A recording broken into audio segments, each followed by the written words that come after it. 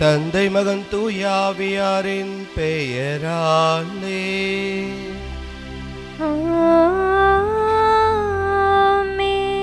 நம் ஆண்டவராகிய இயேசு கிறிஸ்துவின் அருளும் கடவுளின் அன்பும் தூயாவியாரின் நட்புறவும் உங்கள் அனைவரோடும் இருப்பதாக. ஆன்மாவோடும் இருப்பதாக. இயேசு கிறிஸ்துவில் அன்பார்ந்தவர்களே, இன்று நம்முடைய தாய் திரு அவையோடு இணைந்து அன்னை மரியாவினுடைய பெற்றோரும் ஆண்டவர் இயேசு கிறிஸ்துவனுடைய தாத்தா பாட்டியுமான ஸ்வக்கின் அன்னம்மாள் அவர்களுடைய விழாவை இன்று நாம் கொண்டாடி கொண்டிருக்கின்றோம். ஸ்வக்கின் அன்னம்மாள் இந்த இருவர்களுடைய பெயரை நாம் விவிலியத்தில் தேடி பார்க்கும் பொழுது ஒரு இடத்தில் கூட நாம் பார்ப்பது கிடையாது. காரணம், இவர்கள் நம்முடைய பாரம்பரிய விழாவாக நாம் கொண்டாடி கொண்டே இருக்கின்றோம். எனவே விவிலியத்தில் அவர்களுடைய பெயர் குறிப்பிடப்படவில்லை என்றாலும் அவர்களுடைய தாக்கம், அவர்களுடைய ஜெபம், அவர்களுடைய நேர்மையான வாழ்க்கை, அவர்களுடைய வலிமையான வாழ்க்கை அன்னை மரியாவிடமிருந்தும் ஆண்டவர் இயேசு கிறிஸ்துவிடமிருந்து நாம் பார்த்திருக்கின்றோம். அந்த அனுபவத்தை நாம் ஒவ்வொருவரும் பெற்றுக்கொண்டிருக்கின்றோம். எனவே அன்னை மரியாவின் வழியாக ஆண்டவர் இயேசு கிறிஸ்துவின் வழியாக அவருடைய அருளையும் அவருடைய ஆசீர்வாதத்தையும் நாம் ஒவ்வொருவருமே பெற்றுக்கொண்டிருக்கின்றோம். எனவே இன்றைய நாளில் நம்முடைய வீடுகளில் இருக்கின்ற முதியவர்களை, வயதானவர்களை நாம் நினைத்து பார்ப்போம். அவர்களுக்கு இறைவன் மகிழ்ச்சியான இன்பமான வாழ்க்கையை அவர்களுக்கு நிறைவாக தர வேண்டும் என்று சிறப்பாக அவர்களுக்காக மன்றாடுவோம். சகோதரிகளே, சகோதரர்களை, தூய மர நிகழ்வை கொண்டாட தகுதி பெறும் பொருட்டு நம்முடைய குற்றங்களையும் பாவங்களையும் இப்போது நாம் அனைவரும் ஏற்றுக்கொள்வோம். எல்லாம் அல்ல இறைவனிடமும் சகோதர சகோதரிகளை உங்களிடமும் நான் பாவியென ஏற்றுக்கொள்கின்றேன். ஏனெனில் என் சிந்தனையாலும் சொல்லாலும் செயலாலும் கடமையில் தவறியதாலும் பாவங்கள் பல செய்தேன். என் பாவமே, என் பாவமே, என் பெரும் பாவமே. ஆகையால் இப்பொழுதும் கன்னியான புனித மரியாவையும் வானதூதர் புனிதர் அனைவரையும் சகோதர சகோதரிகளே உங்களையும் நம் இறைவனாகிய ஆண்டவரிடம் எனக்காக வேண்டிக்கொள்ள மன்றாடுகின்றேன். எல்லாம் அல்ல இறைவன் நம் மீது இரக்கம் வைத்து நம் பாவங்களை மன்னித்து நம்மை நிலை வாழ்வுக்கு அழைத்து செல்வாராக. ஆமென்.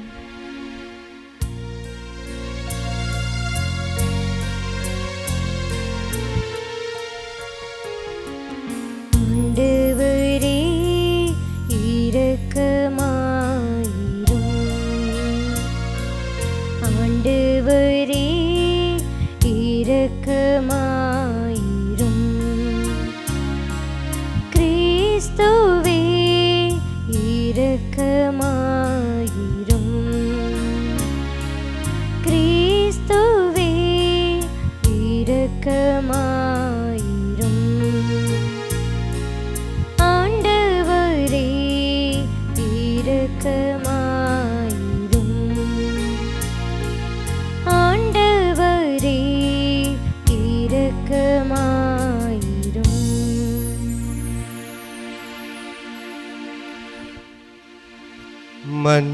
மன்றாடுவோமாக.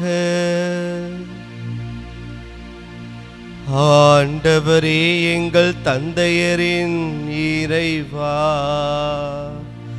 மனிதரானவும் திருமகனின் அன்னையே பெற்றெடுக்கும் பேரருளை புனிதர்களான ஸ்வக்கின் அன்னாவுக்கு அளித்தீரே. ஆதலால் உமக்களுக்கு வாக்களித்த மீட்பை அவர்களின் வேண்டுதலால் எங்களுக்கு தந்தருள்வீராக. உம்மோடு தூய ஆவியாரின் ஒன்றிப்பில் இறைவனாய் என்றென்றும் வாழ்ந்து ஆட்சி செய்கின்ற எங்கள் ஆண்டவரும் உம் திருமகனும் ஆகிய இயேசு கிறிஸ்து வழியாக உம்மை மன்றாடுகின்றோம்.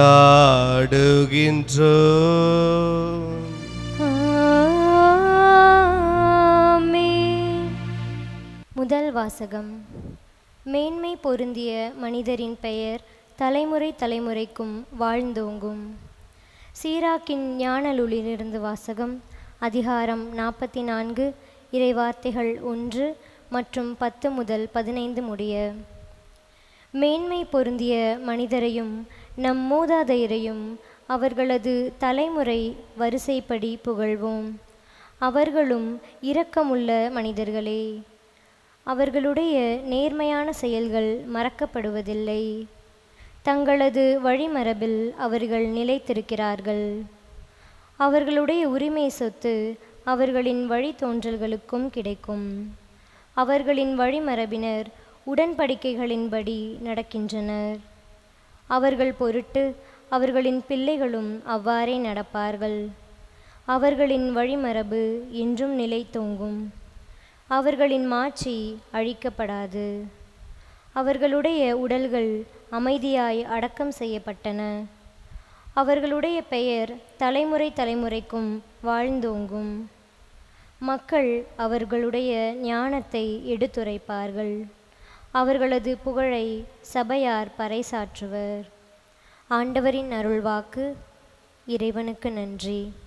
பதிலுரை திருப்பாடல் 132. நாம் பாட வேண்டிய பதிலுரை. தாவீதின் அரியணையை ஆண்டவராகிய கடவுள் அவருக்கு அளிப்பார்.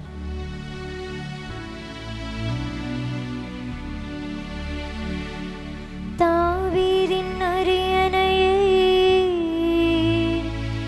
ஆண்டவராகிய கடவுள் அவருக்கு அளிப்பார். தாவீதின் அரியணையை ஆண்டவராகிய கடவுள் அவருக்கு அளிப்பார்.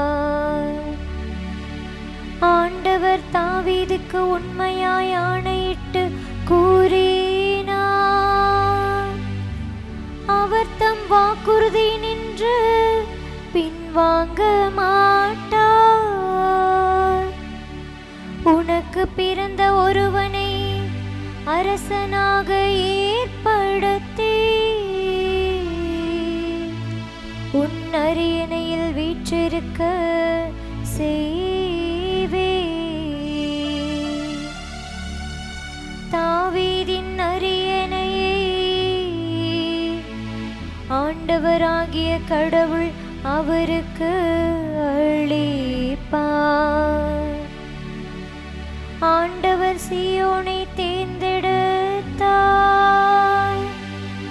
அதை தம் உறைவிடமாக்க விரும்பினார்.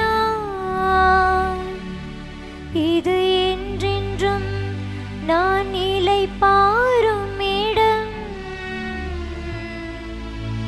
இதை நான் விரும்பினதால் இதையே என் உறைவிடம் ஆக்குவே. தாவீதின் அரியணையை ஆண்டவராகிய கடவுள் அவருக்கு அளிப்பார். தாவீதின் அரியணையை ஆண்டவராகிய கடவுள் அவருக்கு அளிப்பார்.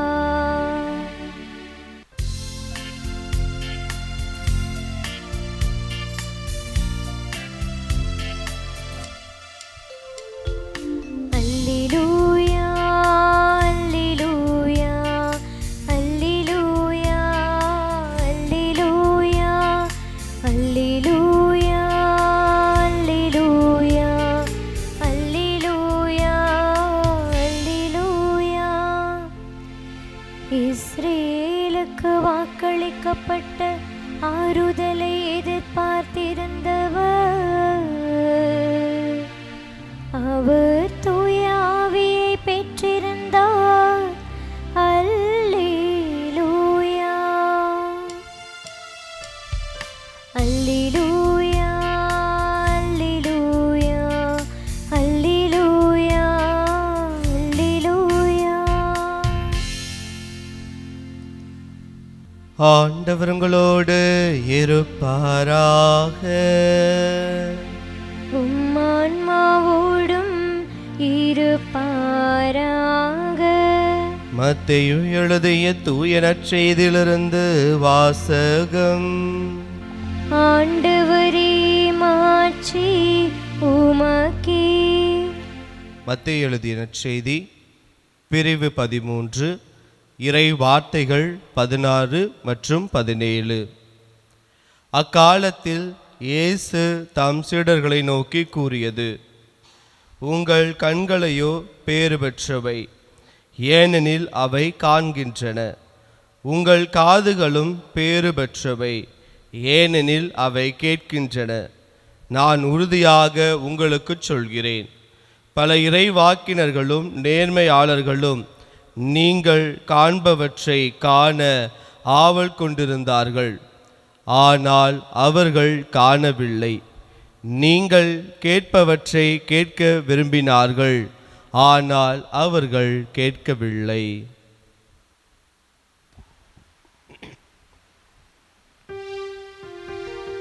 ஆண்டவரின் அருள்வாக்கு. கிறிஸ்துவே உமக்கு புகழ். முதுமை வலிமை. இயேசு கிறிஸ்துவில் அன்பார்ந்தவர்களே, இன்று நம்முடைய தாய் திரு அவையோடு இணைந்து அன்னை மரியாவினுடைய பெற்றோரும் ஆண்டவர் இயேசு கிறிஸ்துவனுடைய தாத்தா பாட்டியுமான ஸ்வர்கின் அன்னம்மாள் அவர்களுடைய விழாவை நாம் கொண்டாடி கொண்டிருக்கின்றோம். அமெரிக்காவை சார்ந்த கலிஃபோர்னியா மாகாணத்தில் ரொபினா அஸ்தி என்கின்ற ஒரு நபர் விமானத்தை இயக்கி சாதனை புரிந்திருக்கிறார். அது என்ன? படித்தவர்கள், விமானத்துறையில் சிறந்தவர்கள் விமானத்தை இயக்கி சாதாரண ஒரு காரியம். ஆனால் இந்த அஸ்தி என்கின்ற பெண்மணி மட்டும் என்ன சாதனை புரிந்திருக்க முடியும் என்பது நமக்கெல்லாம் வியப்பாக இருக்கலாம். தனது 99வது வயதில் அஸ்தி இந்த விமானத்தை இயக்கி விமானத்தில் பறந்து இப்படிப்பட்ட ஒரு சாதனையை புரிந்திருக்கும் பொழுது நமக்கெல்லாம் வியப்பாக இருக்கிறது.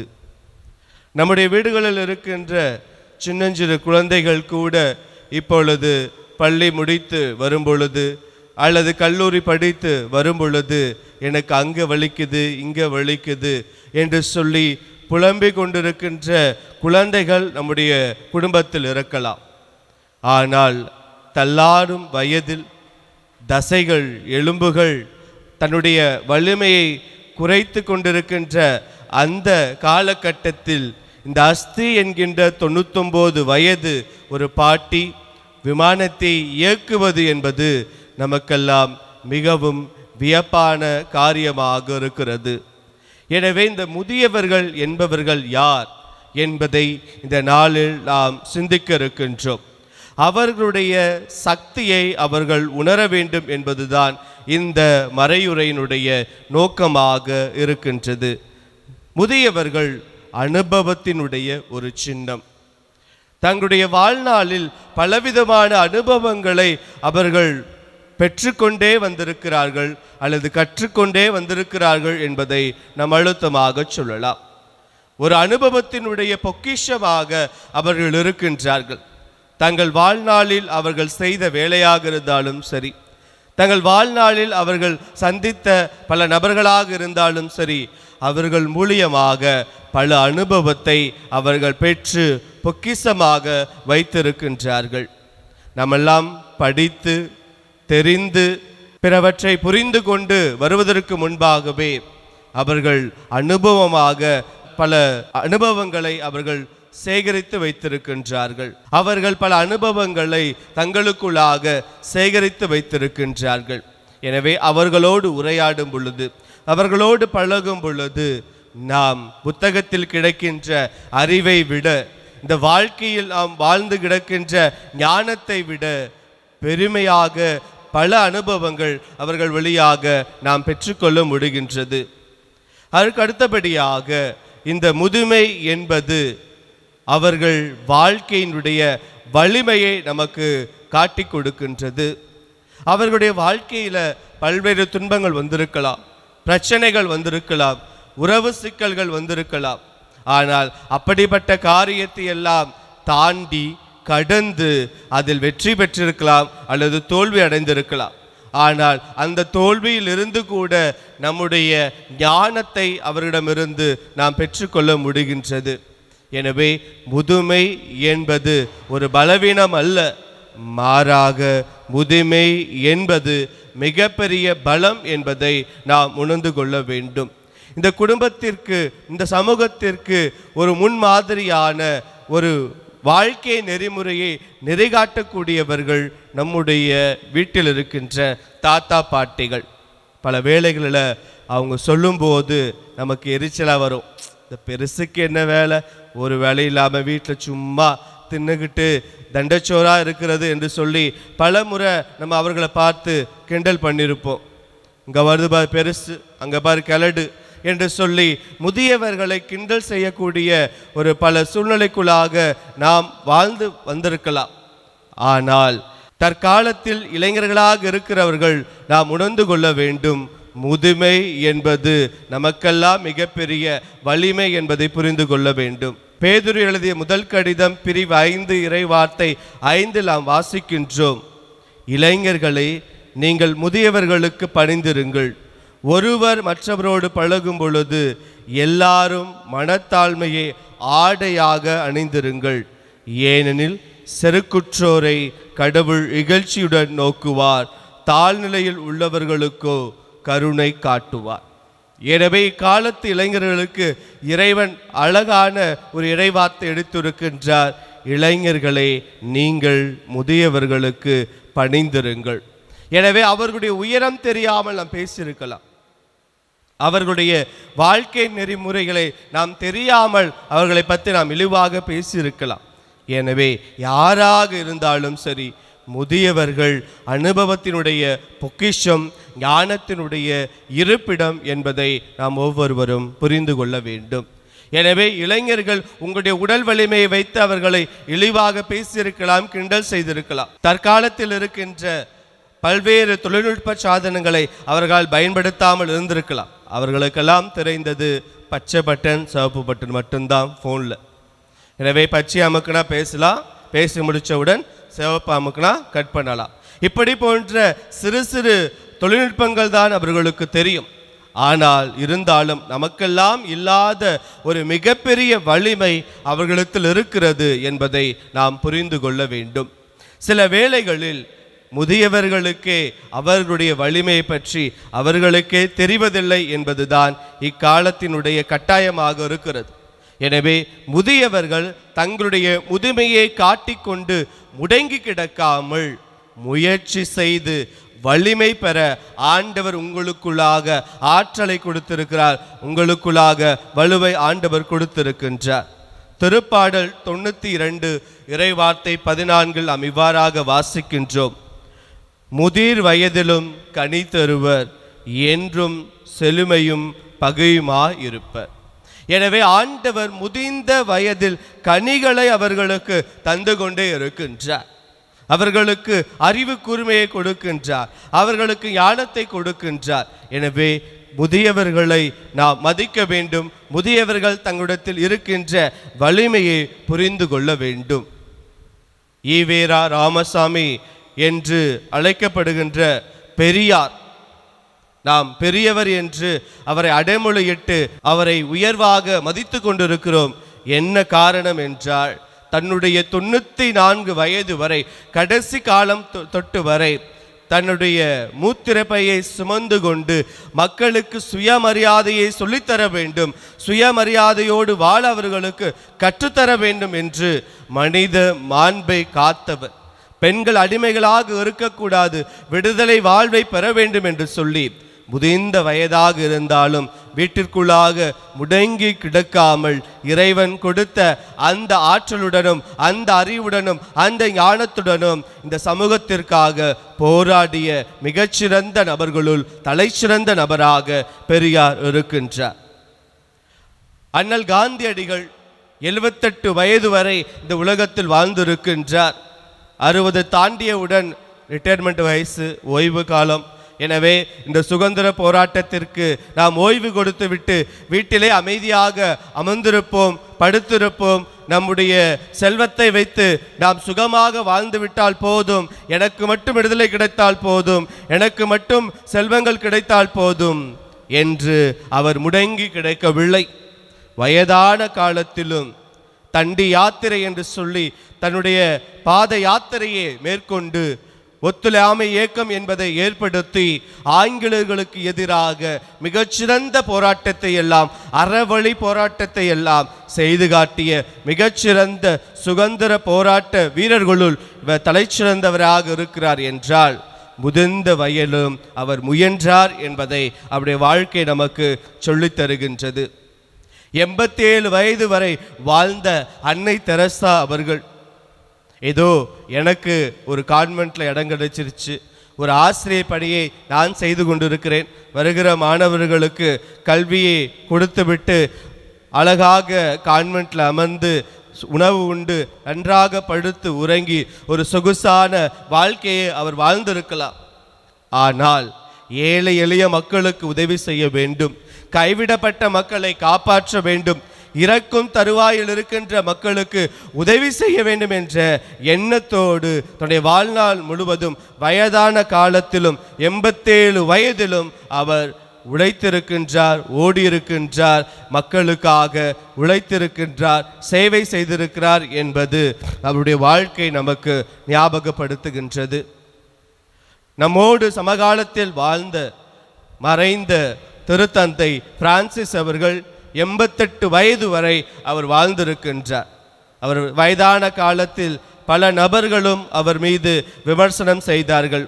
இவரும் தன்னுடைய பணி ஓய்வை அறிவித்துவிட்டு சென்று விடலாமே, தள்ளாத காலத்தில் இவர் எதற்கு இன்னும் ஓடிக்கொண்டிருக்கின்றார், உழைத்து கொண்டிருக்கிறார் என்று பல்வேறு விதமான விமர்சனங்கள் எழுந்தாலும், அந்த 88 வயதாக இருந்தாலும் சரி, நோய்வாய்ப்பட்டாலும் சரி, மக்களுக்காக ஆன்மீக பணியாற்றிய தலைச்சிறந்த திருத்தந்தைகளில் இவரும் ஒருவராக விளங்கினார்.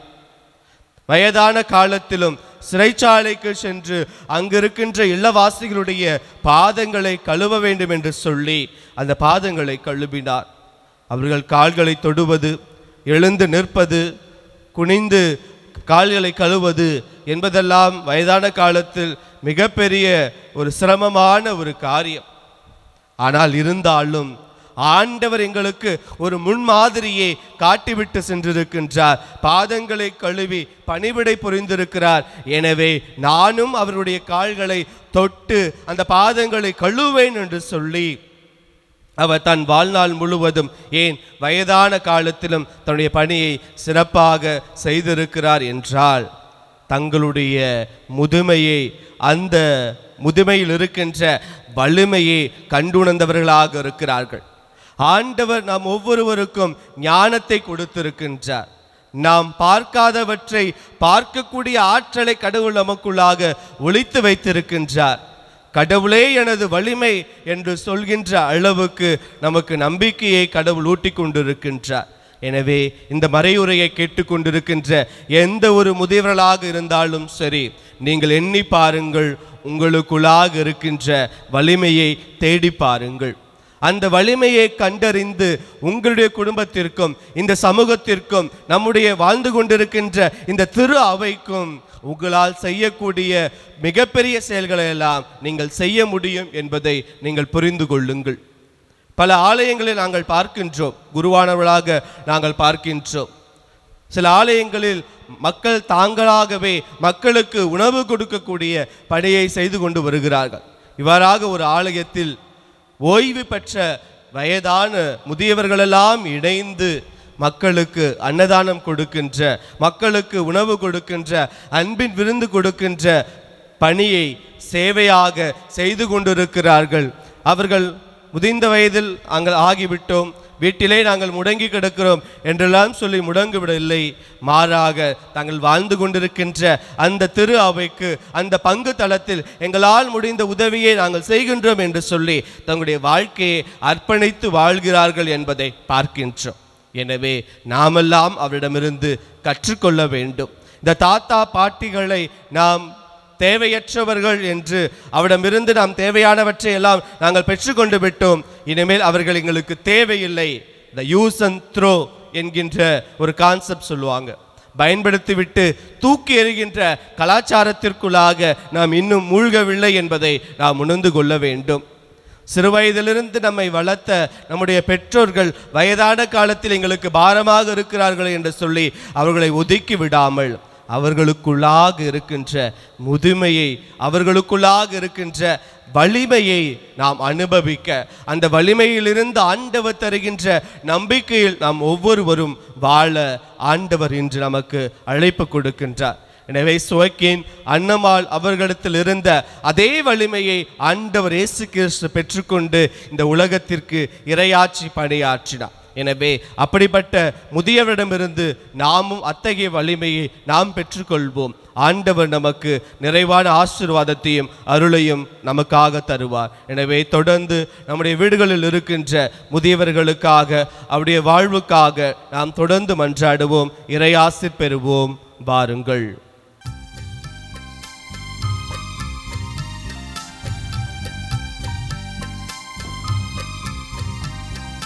பசியுள்ளோர்க்கு உணவாக நான் இருப்பேன், உடையில்லாத எளியோர்க்கு உடையளிப்பேன், விழுந்தவரை தூக்கிடுவேன், இங்கு நலிந்தவரின் துணை இருப்பேன். இதுவே நான் தரும் காணிக்கை இறைவா, உந்தன் பாதம் வருகின்றேன். என்னையே உனக்காக தருகின்றேன். மலர்களில் விழுந்து மனமென நுழைந்து காற்றினில் கலந்து கனிவோடு பணிந்து இறைவா உந்தன் பாதம் வருகின்றேன். என்னையே உனக்காக தருகின்றேன்.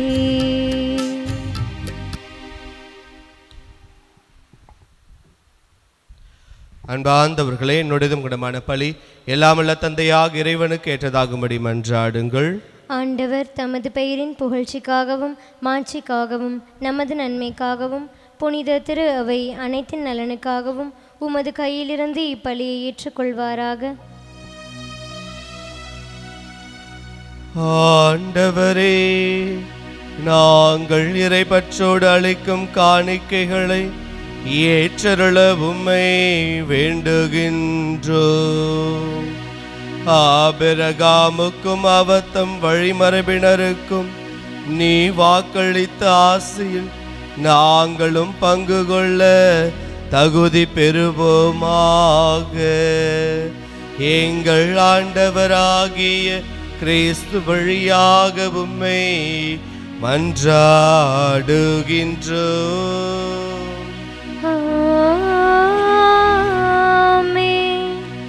ஆண்டவர் உங்களோடு இருப்பாராக.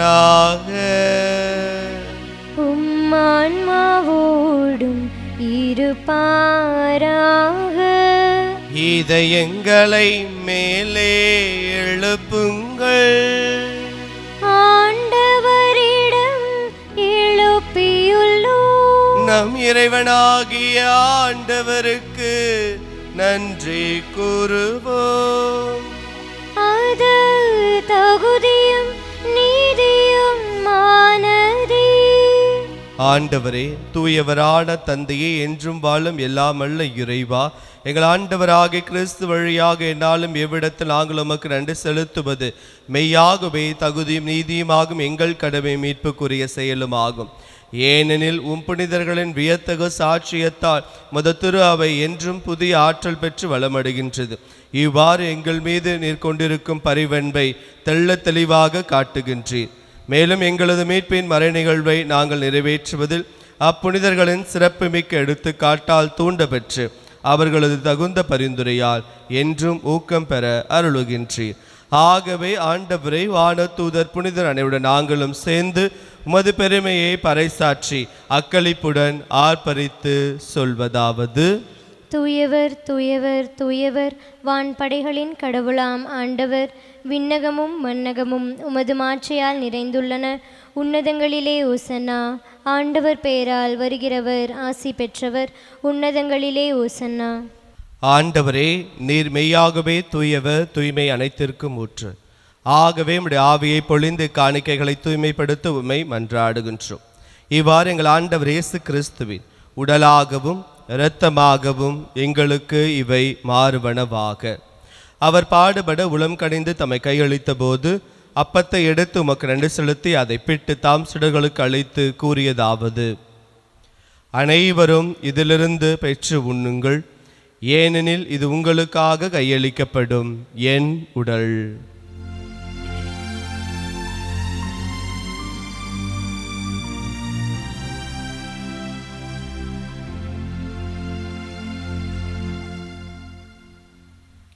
அவ்வண்ணமே இரவு விருந்தை அருந்திய பின் கிண்ணத்தையும் எடுத்து மீண்டும் உமக்கு நன்றி கூறி தம் சீடர்களுக்கு அளித்து அவர் கூறியதாவது: அனைவரும் இதிலிருந்து பெற்று பருகுங்கள், ஏனெனில் இது புதிய நிலையான உடன்படிக்கைக்குரிய என் இரத்தத்தின் கிண்ணம். இது பாவ மன்னிப்புக்கென்று உங்களுக்காகவும் பலருக்காகவும் சிந்தப்படும். இதை என் நினைவாக செய்யுங்கள்.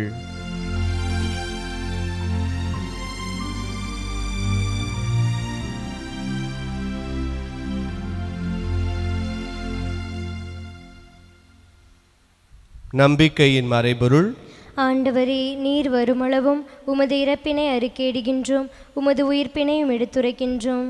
ஆகவே ஆண்டவரே, நாங்கள் கிறிஸ்துவின் இறப்பினையும் உயிர்ப்பினை நினைவு கூர்ந்து வாழுதரப்பத்தையும் மீட்பளிக்கும் கிண்ணத்தையும் உமக்கு ஒப்புக் கொடுக்கின்றோம். உம் திருமணின்று உமக்கு ஊழியம் புரிய தகுந்துள்ள ஏற்றுக்கொண்டு, எனவே நாங்கள் உமக்கு நன்றி செலுத்துகின்றோம். மேலும் கிறிஸ்துவின் உடலிலும் இரத்தத்திலும் பங்கு கொள்ளும் எங்களை தூய ஆவியார் ஒன்று சேர்க்க வேண்டுமென உம்மை தாழ்மையுடன் மன்றாடுகின்றோம். ஆண்டவரே, உலகெங்கும் பரவியிருக்கும் உமது திரு அவையை நினைவு கூர்ந்தருளும். எங்கள் திரு தந்தை லியோ, எங்கள் ஆயர் ஆரோக்கியராஜ், எல்லா திருநிலையினர் ஆகிய அனைவருடனும் உமது திரு அவை அன்பில் நிறைவு பெறச் செய்தருளும். மேலும் உயிர்த்தலும் எதிர்நோக்குடன் துயில் கொள்ளும் எங்கள் சகோதர சகோதரிகளையும் இறந்தோர் அனைவரையும் இரக்கத்துடன் நினைவு கூர்ந்து உமது திருமுக ஒளியினுள் ஏற்றருளும். எங்கள் அனைவர் மீதும் இரக்கமாயிரம். கடவுளின் கன்னித்தாயான புனித மரியா, அவருடைய கணவரான புனித யோசேப்பு, புனித திருத்தூதர்கள், இவ்வுலகில் உமக்கு உகந்தவராய் இருந்தோர் ஆகிய புனிதர் அனைவருடனும் நாங்கள் நிலைவாழ்வில் பங்கு கொள்ளும் தகுதி பெற்று உம் திருமகன் இயேசு கிறிஸ்து வழியாக மை புகழ்ந்தேத்து மரமருள உம்மை மன்றாடுகின்றோம். இவர் வழியாக இவரோடு இவரில் எல்லாம் வல்ல இறைவனாகிய தந்தையே, தூய ஆவியாரின் ஒன்றிப்பில் எல்லா புகழும் ஆட்சியும் என்றென்றும் உமக்கு உரியதே.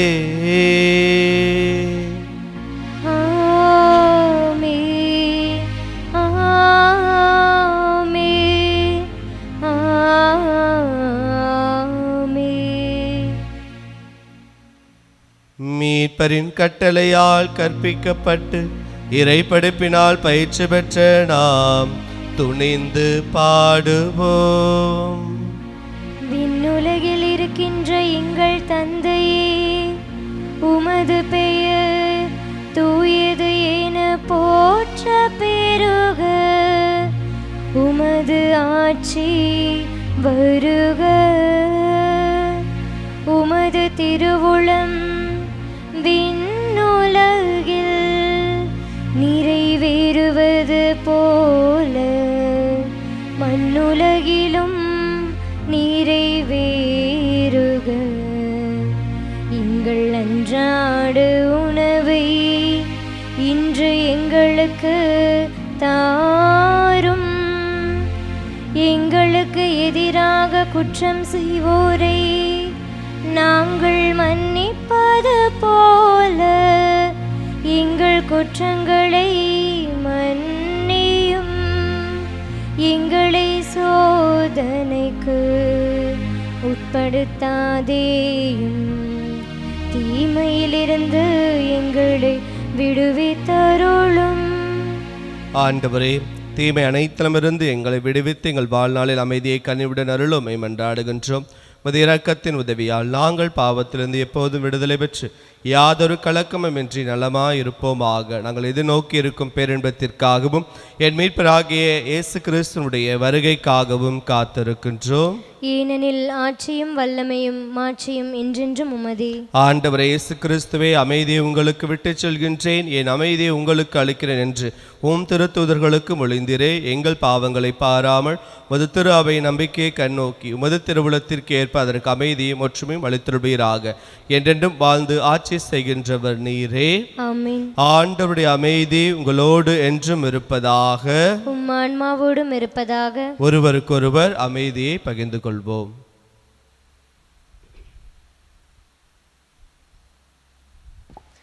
உலகின் பாவங்களை போக்கும் இறைவனின் செம்மறியே, எங்கள் மேல் இரக்கமாயிரும். உலகின் பாவங்களை போக்கும் இறைவனின் செம்மறியே, எங்கள் மேல் இரக்கமாயிரும். உலகின் பாவங்களை போக்கும் இறைவனின் செம்மறியே, எங்களுக்கு அமைதியை அளித்தருளும். ஆண்டவரே இயேசு கிறிஸ்துவை, நான் உட்கொள்ளும் இந்த திருவத்தம் நீதிக்கும் தண்டனைக்கும் உள்ளாக்களும் பரவிறக்கத்தால் என் மனதிற்கும் உடலுக்கும் பாதுகாக்கும் நலமளிக்கும் ஆறு மருந்தாக இருப்பனவாக. இதோ இறைவனின் செம்மறி, இவரே உலகின் பாவங்களை எல்லாம் போக்குபவர். முதுமையில் இருக்கின்ற வலிமை தருகின்ற ஆண்டவர் இவரை. முதியவர்களை மதிக்க நமக்கு கற்றுக் கொடுத்த முன்மாதிரியாக இருந்த உன்னதரும் உண்மையுள்ள ஆண்டவரும் இவரை. திருவிருந்து அழைக்கப்பட்ட நாம் ஒவ்வொருவருமே பேறு பெற்றோர். ஆண்டவரே, நீர் என் இல்லத்தில் எழுந்தருள நான் தகுதியற்றவள். ஆனால் ஒரு வார்த்தை மட்டும் சொல்லியருளும், எனது ஆன்மா நலமடையும். ஆசை திருவிருந்துக்கான மன்றாட்டு. ஆண்டவரே, நீர் என் இல்லத்தில் எழுந்தருள நான் தகுதியற்றவள். ஆனால் ஒரு வார்த்தை மட்டும் சொல்லியருளும் என்று நூற்றுவர் தலைவன் ஜெபித்தது போல நாங்களும் இப்போது உம் திருப்பாதம் பணிந்து வேண்டுகிறோம். இனிய இயேசுவே, நாங்கள் தகுதியற்றவர்களாய் இருந்தாலும் எங்கள் தகுதியின்மையை பாராமல் நீர் எங்கள் உள்ளங்களில் எழுந்து வாரும். உம் அன்பிலும் அருளிலும் நாங்கள் நிலைத்திருக்க எம்முள் எழுந்து வாரும். நன்மை செய்வதில் ஆர்வமுள்ளவர்களாய் தீமைகள் அனைத்திலிருந்தும் விடுதலை பெற்றவர்களாய் வாழவும் எங்களை வழிநடத்த வாரும். எல்லா நலன்களாலும் வளங்களாலும் எங்களை நிரப்ப வாரும். ஆமேன். நன்றி கூறி மன்றாடுவோமாக. இறைவா, வியப்புக்குரிய அருளடையாளத்தால் மனிதர் உம்மிடமிருந்து புது பிறப்பு அடையும் பொருட்டு உம் ஒரே திருமகன் மனிதனிடமிருந்து பிறக்க திருவுளமானீரே. இவ்வாறு பிள்ளைகளுக்கு உரிய உணவால் நிறைவு பெற்ற எங்களுக்கு உமது கனிவிரக்கத்தால் சொந்த மக்களுக்கு உரிய மனநிலையை தந்து நாங்கள் புனிதம் அடைய அருள் புரிவீராக. எங்கள் ஆண்டவராகிய கிறிஸ்து வழியாக உம்மை மன்றாடுகின்றோம்.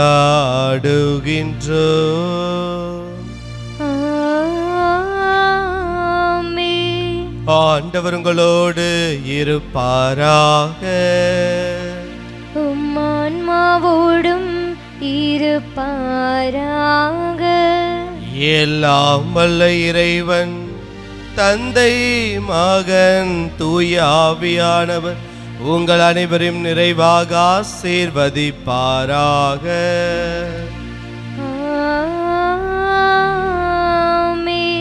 முதுமையின் வலிமை அறிந்து வாழ சென்று வாழுங்கள். திருப்பலி நிறைவுற்றது. இறைவனுக்கு நன்றி.